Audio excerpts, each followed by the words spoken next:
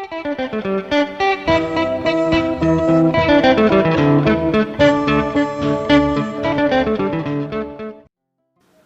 suis Abdelkader Chanda, fils de Chanda Ben Mohamed et de Bouedika Ali Arbi, enseignant, écrivain, poète. Bon, c'est une passion qui m'est venue depuis au lycée. J'ai aimé les poètes maliens et aussi étrangers comme Victor Hugo, Aimé Césaire, ainsi de suite. Ce qui m'a poussé à beaucoup les lire et afin de pouvoir m'inspirer pour pouvoir écrire. C'est ce qui m'a poussé vraiment dans la passion des lettres. Mon premier poème date de 2009. Mon premier poème date de 2009, mais après cela, j'ai laissé à cause des études. Mais après, je me suis senti vraiment dans l'obligation d'écrire. Et les premiers vers datent de 2011 pour le premier poème. Pour le premier recueil de poèmes, Le bonheur en tout tonnerre. Du premier livre sorti en 2016, Paris aux éditions Edilivre, Paris, et jusqu'au second recueil de poèmes, Murmure du Mali, je pense une centaine de poèmes. La passion des lettres me pousse à écrire et à essayer de me sentir dans la peau de l'écrivain. Et en tant qu'écrivain, on ne doit pas se limiter à un seul registre. En tant que poète ou bien romancier, dramaturge, mais moi j'ai envie de me surpasser moi-même. C'est vrai que j'aime beaucoup la poésie, les vers, la tradition des rimes, mais j'aime aussi les romans. Donc j'essaie toujours de voir ma capacité à pouvoir me lancer dans des aventures. Donc c'est pour cela que je me suis essayé aussi dans le roman et voici qu'à Paris, Samira une histoire aujourd'hui. Aujourd'hui, je suis, en plus d'être écrivain, je suis enseignant. Parce que c'est vrai, il faut écrire, mais il faut aussi partager. C'est vrai, l'écriture c'est le partage du savoir, mais de nos jours, les jeunes ne s'adonnent pas trop à la lecture. Donc, il faut les approcher. Il faut essayer de faire le partage du savoir. Donc, ce qui m'a poussé à embrasser aussi l'enseignement. Donc, je suis enseignant, en même temps écrivain poète. Le premier recueil de poèmes date de 2016, Le bonheur en tout honneur. Et après sont apparus Murmure du Mali, recueil de poèmes, et mon premier roman, Samira une histoire au bord du Niger.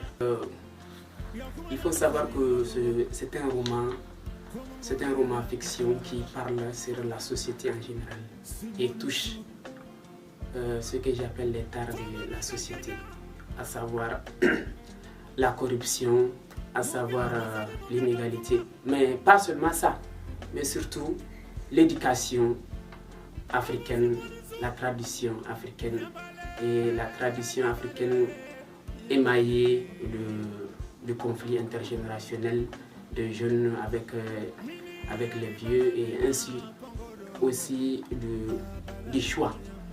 Je reviens sur ce mot, le choix de son partenaire, le choix de sa convive, parce que le choix impose à tout et chacun, et ce choix n'est pas du tout personnel pour l'Africain en général. Et ce livre parle de ça. D'ici là, je compte encore écrire des recueils de poèmes, pourquoi pas des romans, des essais, mais pas seulement ça seulement.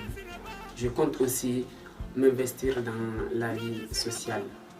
Et vous n'êtes pas sans savoir que je suis aussi le secrétaire général d'une association locale du nom de l'Alliance des jeunes pour l'unité et le développement. Et nous sommes en train de tout faire, tout mettre en œuvre pour pouvoir éradiquer ce fléau qu'est la consommation des stupéfiants dans la région du Gabon. Je dirais oui, avec la famille, parce qu'ils ont cru à mon talent et ils m'encouragent. Et aussi les amis, et des camarades, des conseils. À part ça, j'ai pas reçu d'aide. Poème. Amour et paix. Pour qu'il y ait la paix, il faut qu'on cultive l'amour. Sans amour, il ne peut y avoir de paix. Sans paix, il ne peut y avoir d'amour.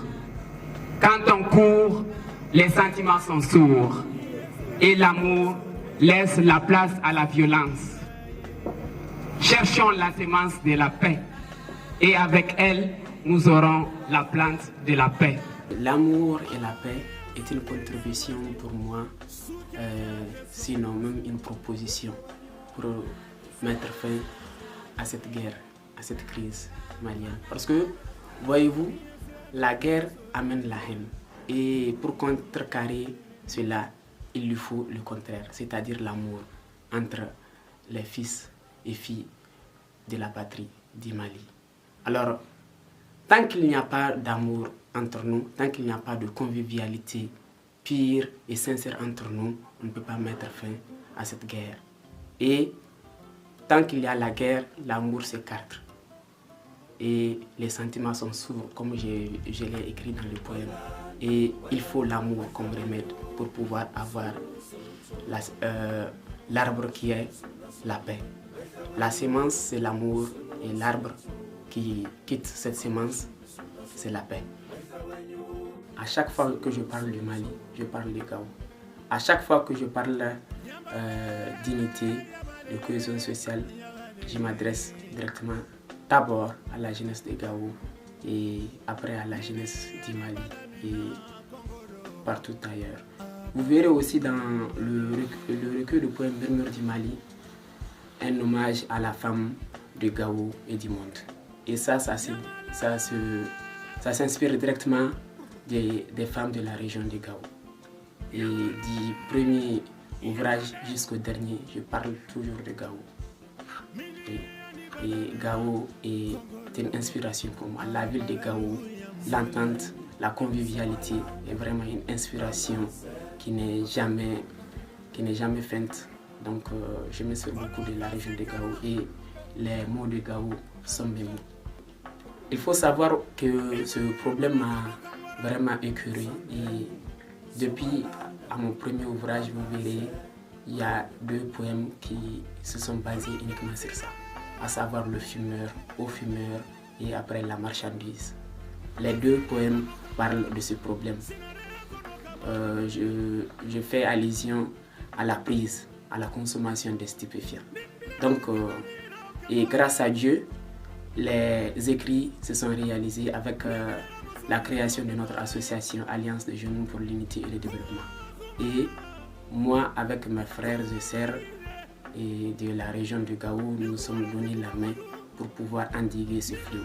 Et de mars 2019 à aujourd'hui, ça vraiment est en train de porter ses fruits à travers la sensibilisation dans les écoles, l'organisation des soirées publiques, des matchs de football pour pouvoir sensibiliser la jeunesse, aussi bien lettrée qu'illettrée, aussi bien alphabète qu'analphabète, et toucher toutes les couches pour que nous puissions mettre fin à ce fléau qui est en train de gangréner la jeunesse de la région de Gao. Justement rempli, comme il peut être la canne qui permet au berger de veiller sur son bien et le bien de ses paris.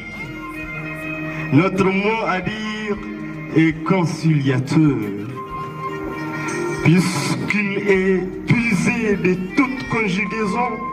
Notre mot à dire n'est pas promoteur d'avenir, mais plutôt assureur de développement. Notre mot à dire est un mélange d'unité, de cohésion sociale et de mutuelle compréhension.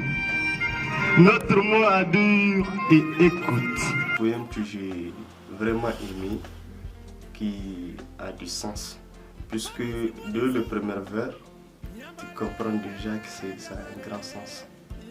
Le premier vers, il nous dit ici, dans un pays siégé de Toul, c'est vrai, nous vivons dans un pays qui est vraiment dans le gouffre, quoi.